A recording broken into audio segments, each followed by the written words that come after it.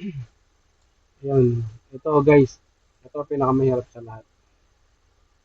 Ay, hindi pala pinakamahirap. Kumbaga, parte ng buhay.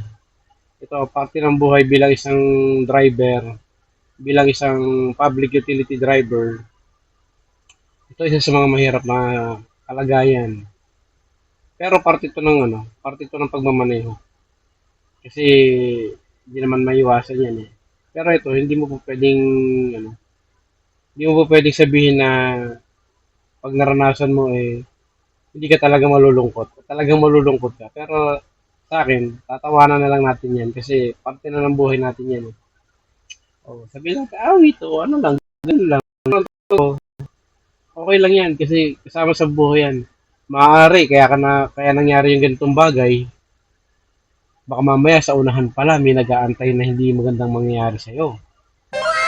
Kaya, sa unahan merong mga pangyari na iniiwas ka ba? Iniiwas ka lang sa mas malaking problema. Kaya minsan nangyayari sa inyo yung napaplat ka, iniisip nyo malas agad, di ba?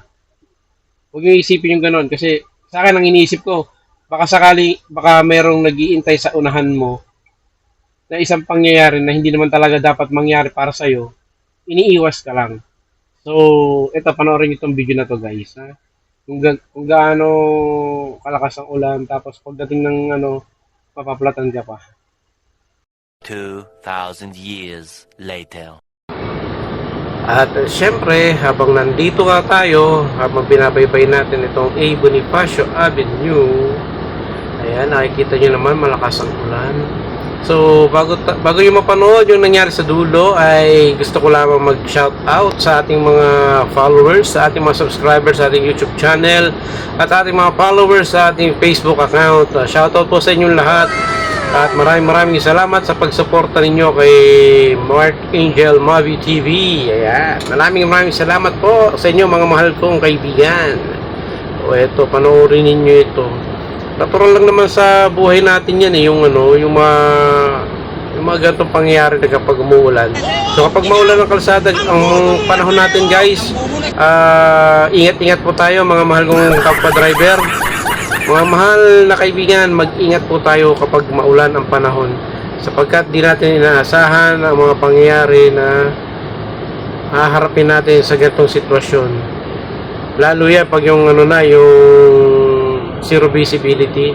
Lagi tayo mag-iingat at lagi tayo maging atentibo. Huwag tayo magmamatulin pag ganitong naulan kasi normal na tao tayo eh. Hindi naman tayo immortal para pagkarera sa gitna ng ulan. Lalo ganito katas. Yan, pag may nakita kayo may mga sisingit na ganyan, pagbigyan nyo na para makayos na rin kayo sa, sa abala, sa gulo. Hindi naman kawalan yun pag pinagbigyan nyo eh. Matutuwa pa nga sa inyo yun eh, di ba? Ewan ko ba dyan sa ibang mga motorista, pag yung nakabungad na, ayaw pa rin pagbigyan porket nasa right way. Sa batas kasi talaga, yun ang dapat mangyari. Pero, syempre, bilang tao, meron kang puso't damdamin, kailangan pagbibigyan mo yung mga katulad yan. O yan, naka-signal light, di ba? Ang tagal, ayaw niya pang di ba? Kailangan, kahit kasama natin sa kalsada, kahit kalaban natin sa pagkuha ng pasahero, pagbibigyan natin kasi hindi naman natin masasabi ang panahon, di ba? Mamaya, ikaw din ang mangailangan, balang araw. Kaya ganoon, dapat bigayan lang. Huwag dupang sa pasahero. So yun na guys, maraming salamat sa inyong lahat. 2,000 years later. Ay, sabbugan ang gulong. Sumabog ang gulong. Hindi pala ako nakahasag.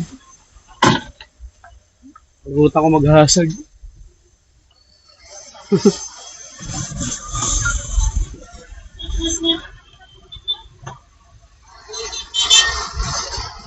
Ay, subog. Sabog ang gulong. Kailan natin yung kasama natin para magano.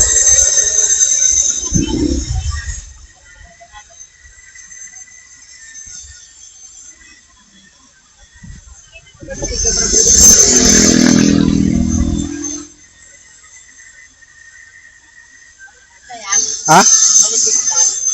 Alin? Ewan ko